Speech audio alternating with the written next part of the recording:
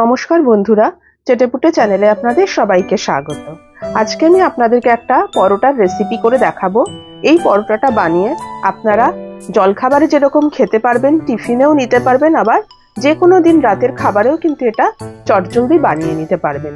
আমি যে পরোটাটা বানাচ্ছি, এটা আমি একটা স্টাফড পরোটা বানাচ্ছি। খুবই সুস্বাদু হবে দেখবেন। এটা বানাবার জন্য আমি এখানে 200 গ্রাম ময়দা নিয়েছি। ময়দায় কিন্তু আমি এখনো পর্যন্ত কিছু দিইনি। এখানে রয়েছে 2 টেবিল চামচ চিনি, একটা গোলমরিচের প্যাকেট রয়েছে পাউচ, আর একটা গুঁড়ো দুধ রয়েছে। এখান থেকে কতটা করে নিতে হবে সেটা আমি যখন বানাবো তখন আমি বলে দেব। এই জিনিসটা দিয়ে আমি কিন্তু ওই স্টাফটা বানাবো। তাহলে চলুন এবারে প্রথমে ময়দাটা মেখে নিই। ময়দার মধ্যে প্রথমে আমি দিয়ে দিচ্ছি 1/2 টিস্পুন মতো নুন, আর দিচ্ছি 1/2 টিস্পুন চিনি। আমি কিন্তু ময়দা মাখার সময় একটু চিনি দিই, আমার মনে হয় এতে টেস্টটা খুব ভালো হয়। এটাকে আমি একটু ভালো করে মিশিয়ে নিচ্ছি। এবারে আমি দিয়ে দিচ্ছি ময়ান। ময়ানটা আমি দিচ্ছি 2 টেবিল স্পুন মতো। আমি রিফাইন্ড অয়েল দিয়ে দিচ্ছি, আপনারা চাইলে ঘিয়ের ময়ানও কিন্তু ইউজ করতে পারেন।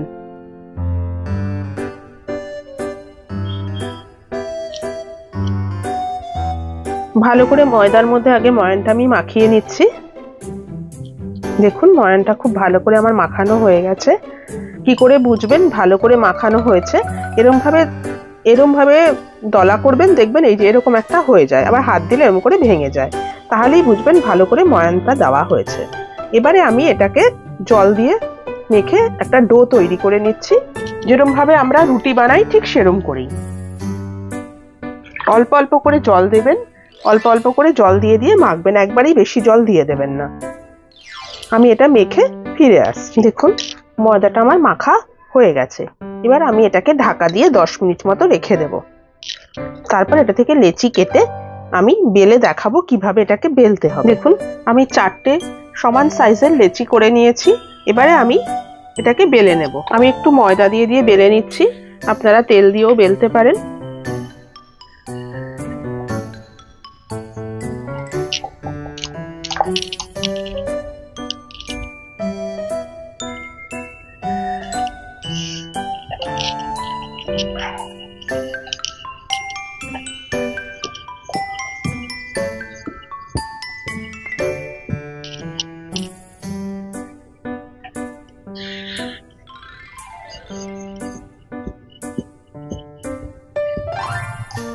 প্রথমে আমি 4টে এরকম সাইজের পরোটা আমি বেলে নিচ্ছি।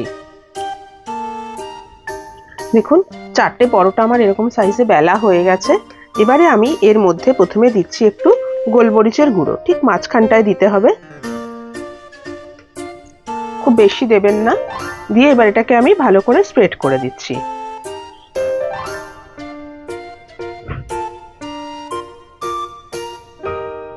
এরপরে আমি দিচ্ছি চিনি, এরকম ভাবে মাঝখানটায় দিয়ে, তার সাথে কিন্তু আর কিচ্ছু লাগে না, এটা শুধু শুধু এমনি ভাবে খাওয়া যায়, খুব ভালো লাগে খেতে। এটা আমার হয়ে গেছে। এবারে ওপর থেকে আরো একটা পরোটা বা রুটি যেটাই বলেন আমি এর উপরে বসিয়ে দিচ্ছি।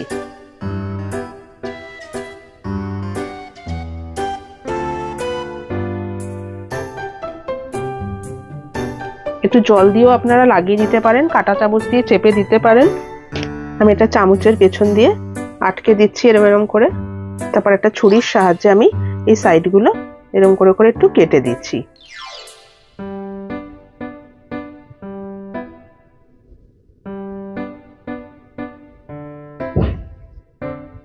দেখুন দিয়ে এই যে দুটো এরম হয়েছে পাপড়ির মতো, সেটাকে আমি এরকম করে চেপে দিচ্ছি। এটা আপনারা আপনাদের পছন্দ মতো ডিজাইনটা করে নেবেন। দেখতে ভালো লাগে, বাচ্চাদের দিলে আসলে খুব খুশি হয় ওরা। আর কিছুই না, এতে কিন্তু টেস্ট বাড়বে বা কিছু না, দেখতে একটু সুন্দর লাগে, সেই জন্যই এটা আর কি বানানো।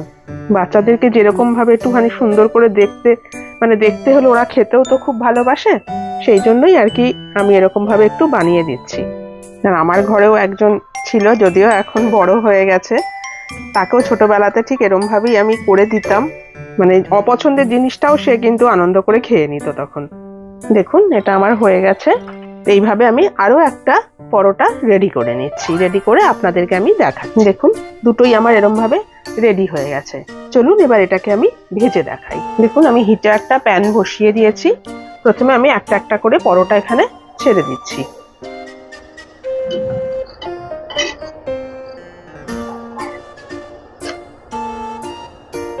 একটা পাশ হয়ে গেছে, আমি একটু অয়েল ব্রাশ করে দিচ্ছি।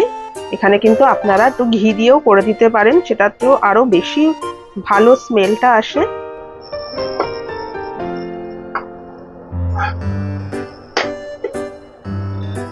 আবার এই পাশটাতেও আমি একটু দিয়ে দিচ্ছি।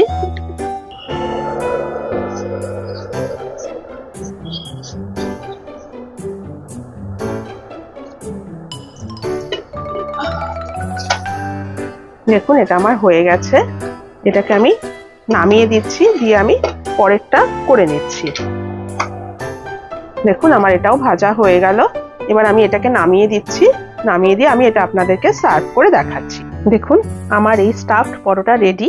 আমি এটাকে এভাবে সার্ভ করেছি, ওপরে একটু আমি স্মাইলি করে দিয়েছি যাতে বাচ্চারা দেখেই আর কি খেতে চায়, সেই জন্য।